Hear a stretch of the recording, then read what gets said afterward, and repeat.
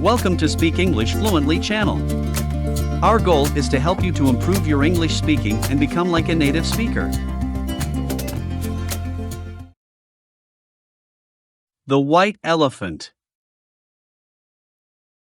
Once upon a time there stood on the banks of a river, near a large forest, a village of woodcutters. These woodcutters would go in their boats to the forest, and there they would chop down trees. Then they would roll the logs down to the river, and the river would carry the logs to the village, where they were cut into boards and used by the carpenters in building houses and temples. One day, when the woodcutters were all busily at work chopping down trees, they heard a great bellowing. A huge elephant came limping along on 3 legs, and every little while he gave a great snort. One of the woodcutters went up to the elephant and examined his sore foot. "Come here and help me pull out this big splinter in the elephant's foot," he called to the other men. "No wonder the poor fellow is crying with pain." The woodcutters all helped. They pulled the splinter out of the elephant's foot, and they brought water from the river and washed the wound carefully. They brought mud from the river banks and spread a mud plaster upon it, and one man tore up his scarf and bound it about the sore foot. Then the men gave the elephant some food, and he stretched out under the trees to rest. While he was resting, he watched the woodcutters at their work. "These men have done so much for me, I should like to help them," said the elephant. So, a few days after that, when his foot was well, the elephant came again to the place where the woodcutters were working. The woodcutters were cutting down a tree, chop, chop, went their axes, and a great tree fell to the ground. Then the elephant took the log and rolled it over and over until he had pushed it into the river. "Why, our friend, the elephant, is helping us with our work," exclaimed the woodcutters. Every day the great elephant came back. Sometimes he would pull down the trees and roll them to the water. Other times he would carry the tools for the woodcutters. And every day the woodcutters fed him, morning, noon and night, and give him fresh water to drink. He saved them much hard work, and the woodcutters grew very fond of the big elephant. He worked for them many years. Now, this elephant had a young baby elephant who was white all over, and he was very beautiful indeed. When the old elephant saw that his baby elephant was strong enough to work, he said to himself, "I must take my son to the woodcutters, for I am getting old and I am no longer strong. He can learn to do my work and be of service to them." So the old elephant said to his son, "White elephant, now that you have grown large and strong, I want you to help my friends, the woodcutters.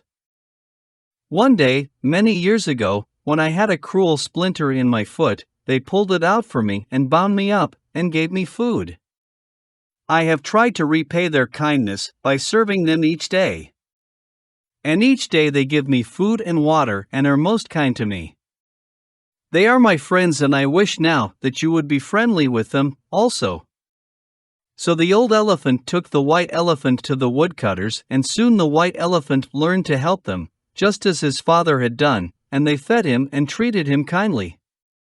The white elephant became very friendly with the woodcutters, and every night, when he had finished his work, he would go down on the banks of the river and take a bath and play in the water, and the children of the woodcutters played with him.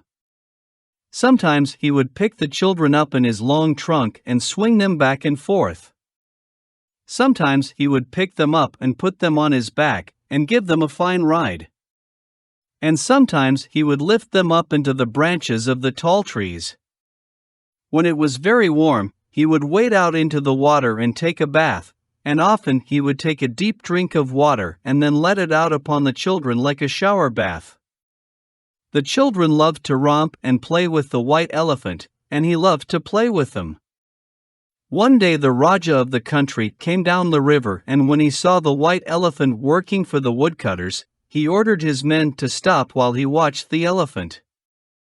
Then the Raja said, "I wish to own that elephant, for I want to ride upon him myself." He looks so very kind and gentle, and he is very beautiful. So the woodcutters had to sell their friend the white elephant to the Raja. He paid them a very large price, and then the servants of the Raja led the elephant away. So the old elephant took the white elephant to the woodcutters. But, as he left the forest, he gave one last look at his playmates, the children, as though he was sorry to say goodbye to them. The Raja was so very proud of his beautiful white elephant he had made for him a robe of crimson velvet embroidered in gold. On his back, the white elephant carried a throne of gold covered by a gorgeous canopy of cloth of gold.